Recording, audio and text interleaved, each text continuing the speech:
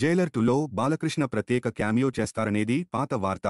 దర్శకుడు నెల్సన్ దిలీప్ కుమార్ మొదటి భాగంలోనే నటింపజేయడానికి ప్రయత్నించారు, కానీ సఫలీకృతం కాలేదు. కన్నడ నుంచి శివరాజ్ కుమార్, మలయాళం నుంచి మోహన్ లాల్ ని తెచ్చినట్టే తెలుగు నుంచి బాలయ్య ఉంటే బ్యాలెన్స్ అవుతుందని అనుకున్నారు. అయితే వివిధ కారణాల వల్ల నెరవేరలేదు. కట్ చేస్తే జైలర్ 2లో పవర్ఫుల్ పోలీస్ ఆఫీసర్ గా కనిపించే స్పెషల్ క్యారెక్టర్ ని బాలకృష్ణతో చేయిస్తారనే ప్రచారం నెలల క్రితమే జరిగింది. కానీ బాలయ్య సున్నితంగా నో చెప్పినట్టు లేటెస్ట్ ఇన్సైడ్ టాక్ ప్రకారం దానికి ప్రత్యేకమైన కారణాలున్నాయి. రజనీకాంత్, బాలకృష్ణల మధ్య మంచి స్నేహం ఉంది. స్వర్గీయ ఎన్టీఆర్ అంటే విపరీతమైన అభిమానం ప్రదర్శించే తలైవర్ ఈ కారణంగానే శతజయంతి ఉత్సవాలకు ప్రత్యేక అతిథిగా వచ్చారు. అయితే జైలర్ 2లో డిజైన్ చేసిన పాత్ర బాలయ్యని ఎలివేట్ చేయడం కన్నా రజని క్యారెక్టర్ ని హైలైట్ చేసే విధంగా ఉండటంతో వద్దనుకున్నారని ఇన్సైట్. అఖండ నుంచి డాకు మహారాజ్ దాకా అప్రతిహతంగా జైత్రయాత్ర కొనసాగిస్తున్న టైంలో క్యామియోలు లాంటివి వద్దని ఆయన కూతురు తేజస్విని సలహా ఇవ్వడం వల్లే ఈ డెసిషన్ తీసుకున్నట్టు చెబుతున్నారు. నిజమెంతో కానీ ఒక రకంగా ఇది సరైన నిర్ణయమే. ఎందుకంటే ఫస్ట్ జైలర్ లో అతిథి పాత్రలు రజనిని ఎలివేట్ చేయడానికే ఎక్కువ ఉపయోగపడ్డాయి. కానీ బాలకృష్ణ అలా చేస్తే